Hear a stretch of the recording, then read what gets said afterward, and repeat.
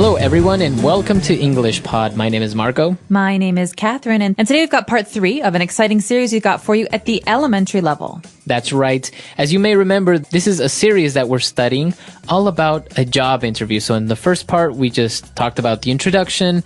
The second part was talking about your personal background. And now we're going to talk about your educational background. Okay, so the key topic here today is education. Let's take a listen to this dialogue, and we'll be back in a minute.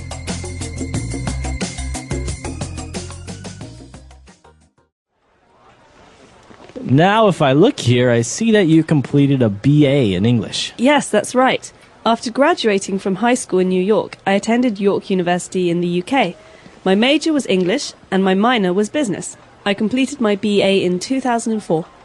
Yes, I'm pleased to see that you also got a distinction. Yes, that's right. I've always enjoyed studying. My friends say I'm a bit of a bookworm, but my father always pushed us to succeed at school. Well, it looks like his encouragement paid off, Rebecca. So how about extracurricular activities at university? Well, I've always been keen on writing, so I became the editor for the university student newspaper, which I really loved. Also, I volunteered for a group called Shelter to help the homeless in New York. What did that involve? Providing warm meals and shelter, especially in the winter months. I found it really fulfilling to be part of that group. I'm sure. Okay, now let's move on to your work experience, shall we? Yeah, okay. Okay.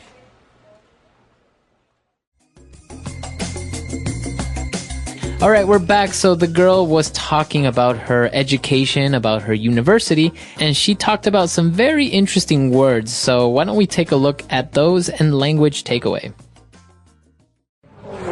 Language takeaway. So, at the very beginning, Mr. Parsons, who's the interviewer here, asks Rebecca about her background and says, I see that you completed your BA in English. Okay, so we have an acronym there, a BA.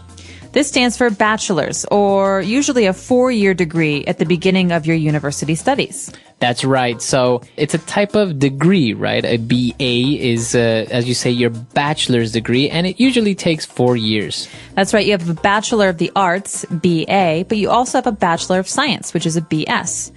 So as you can tell, one is for the arts, like art history, music, things like that. The other is for sciences, like physics or chemistry. Very good. All right, so she has a BA in English, so she obviously studied the English language in university.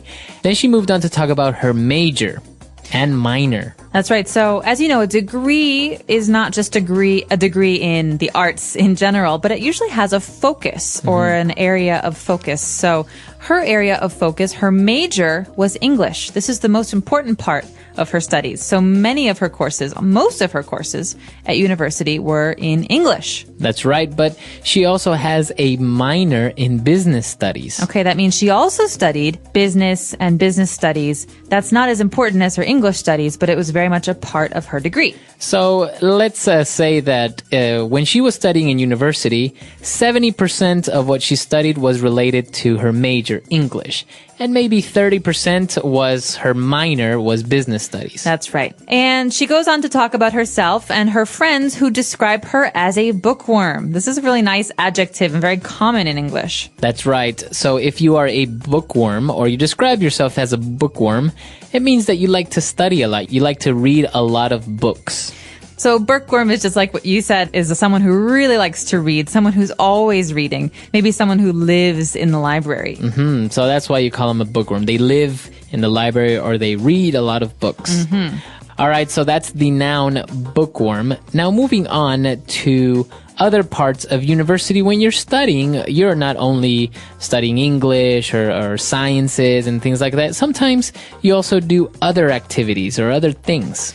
That's right. So you have your schoolwork, which is during school. It's English and business studies for this woman, Rebecca. But you also have what you do outside of school. This is called extracurricular activities. So that's a long word, extracurricular. That's right. So extracurricular means it's not in the curriculum, right? That's right. It's outside of school.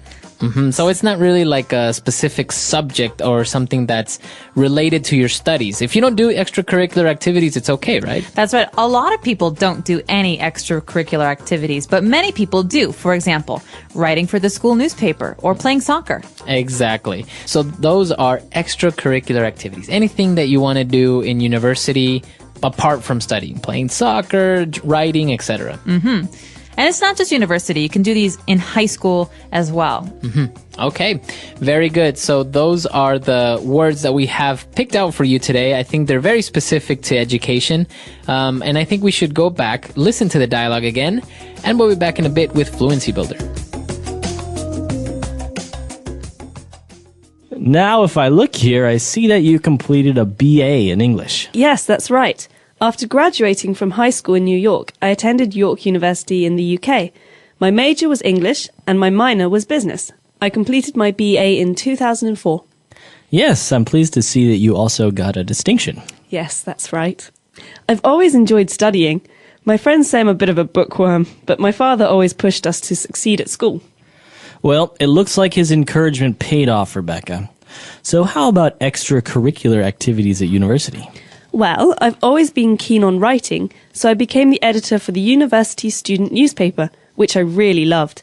Also, I volunteered for a group called Shelter to help the homeless in New York, What did that involve? providing warm meals and shelter, especially in the winter months. I found it really fulfilling to be part of that group. I'm sure. Okay, now let's move on to your work experience, shall we? Yeah, okay. Okay. All right, we're back. So now let's start off with our first phrase on Fluency Builder.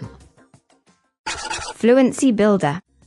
So Rebecca's talking about her father and her friends, and she says she's a bookworm, but her father always pushed us, that means her and her family members, her siblings, to succeed. And this verb, to push us, to push someone, is very important because it's not the same as like to push a door. Right. So it's not physically that you're pushing somebody. It's actually to motivate somebody or to inspire someone to become better at something. That's right. So to push someone is to encourage them to do something bad. It's not always a good thing. So Right. she was always pushing me to do what she wanted to do, not what I wanted to do. That means someone's always trying to influence you or to get you to do something. Exactly. So, as you say, to push someone is to influence them, to motivate them, to encourage them to do something good or bad. Well, and Mr. Parsons agreed with her dad's encouragement, and he said, well, it really paid off. Okay, this is a great verbal phrase, to pay off.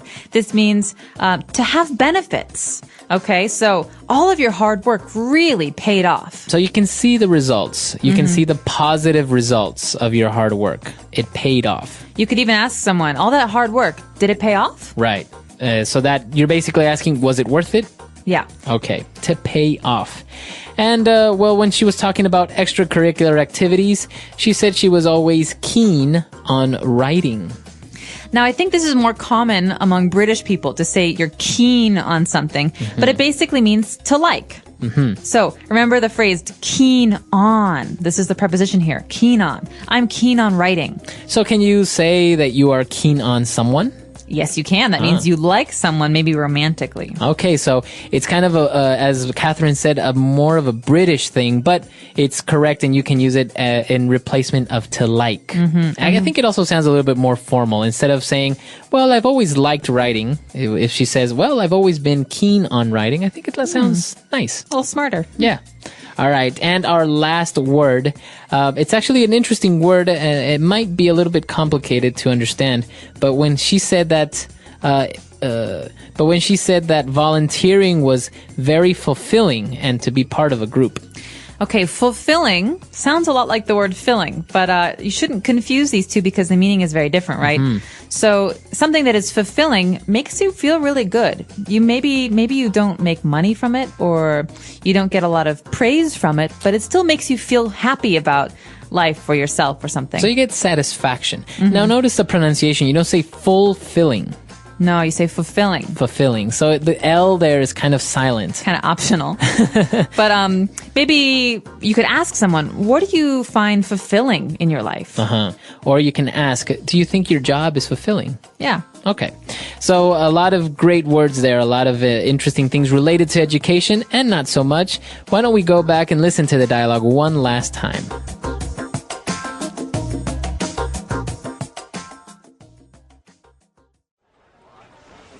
Now, if I look here, I see that you completed a BA in English. Yes, that's right. After graduating from high school in New York, I attended York University in the UK. My major was English and my minor was business. I completed my BA in 2004. Yes, I'm pleased to see that you also got a distinction. Yes, that's right. I've always enjoyed studying. My friends say I'm a bit of a bookworm, but my father always pushed us to succeed at school. Well, it looks like his encouragement paid off, Rebecca. So how about extracurricular activities at university? Well, I've always been keen on writing, so I became the editor for the university student newspaper, which I really loved. Also, I volunteered for a group called Shelter to help the homeless in New York, What did that involve? providing warm meals and shelter, especially in the winter months. I found it really fulfilling to be part of that group. I'm sure. Okay, now let's move on to your work experience, shall we? Yeah, okay. Okay.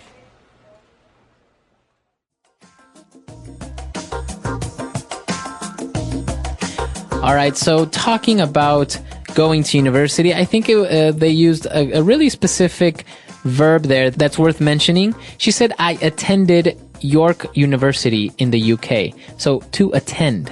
That's right. So you can say I studied at York University, but the more formal way of saying that I was a student at York University is to say I attended that school. So to attend means to be a student at that place. Okay.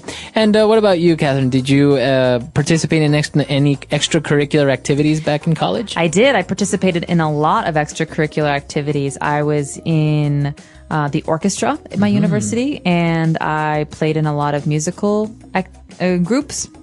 I also was in a discussion group for politics, and the India-Pakistan dialogue group, and I was in a number of different film clubs. So we would talk about film, and I even helped out at the TV station for my university. Oh, wow. The university had a TV station. Yeah, so all of it was student-directed. So basically, the students controlled the TV station. That's really interesting. I think these types of extracurricular activities are, as many as these, are maybe not as common in other places, or maybe they're a little bit different. I know, for example, in the U.S., you have all these political ones and a lot of sports and things like that, but you also have very strange far ones like I don't know, like there's a cooking club, and there's even like a gardening club. I've heard astronomy club. There's all types of extracurricular activities. Well, what's really nice about a lot of American universities is that there are many resources that students can use. And so maybe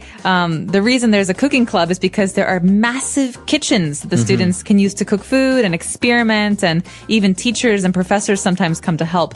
So it's a really nice environment because everyone's teaching each other. Right. No, it's very, very interesting. And we're actually curious to know how universities work in your country. Are you able to have a minor in a subject? Because many universities don't offer this option. Right. They just have one major and that's all. Right. Or maybe are you able to participate in extracurricular activities? Like sports or radio or writing? Let us know. Our website is englishpod.com. All right. So we'll see you guys there. Bye. Bye.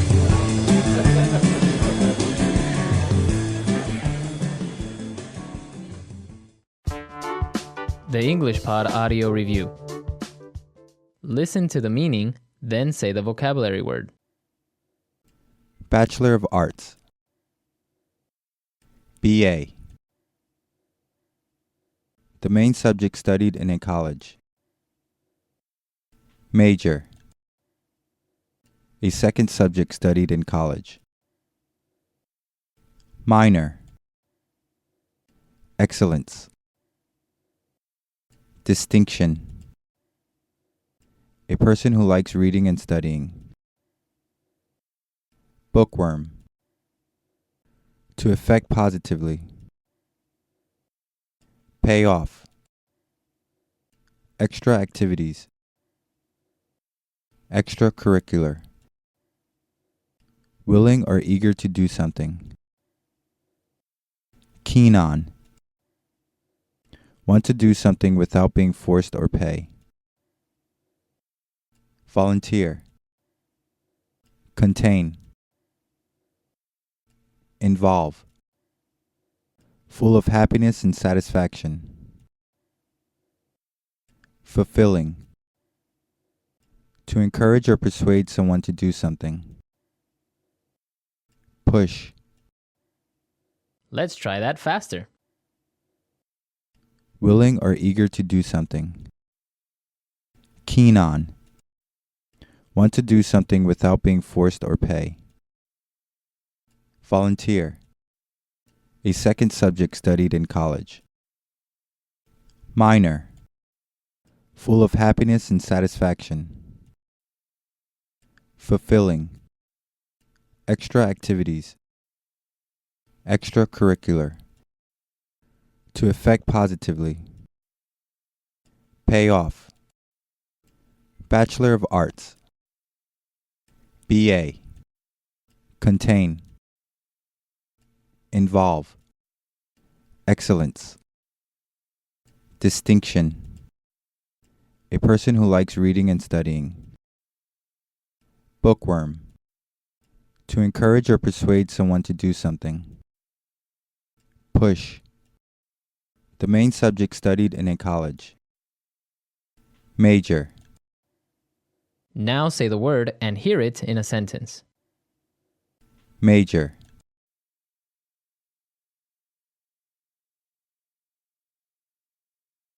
You're almost finished with your first year of college. Have you decided on a major yet?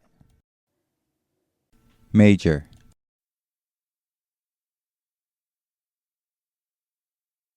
Mark graduated with a double major in philosophy and East Asian studies. Major.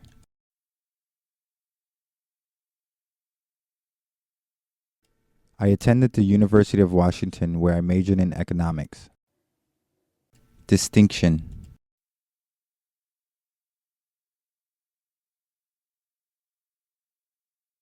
It may be difficult for some English learners to hear the distinction between the words eyes and ice. Distinction.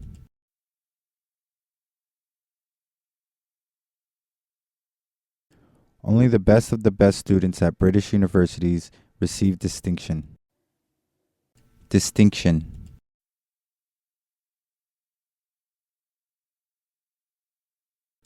And Bo Shishun had the distinction of being the tallest man in the world. Keen on. I think Tom is keen on Sherry. He's always flirting with her. Keen on. I'd rather not go to McDonald's for lunch. I'm not keen on fast food. Keen on.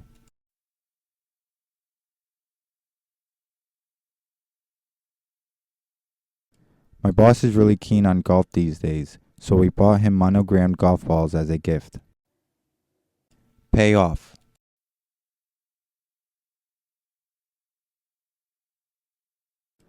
All that studying really paid off. I got 100% on my final exam. Pay off.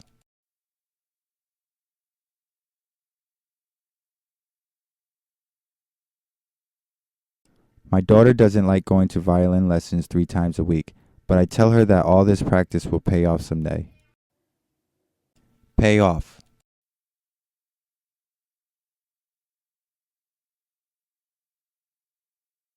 We took a risk with this marketing campaign, but it really paid off. Our customer base nearly doubled.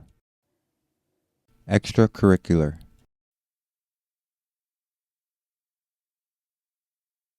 What extracurricular activities did you participate in while you were in college? Extracurricular.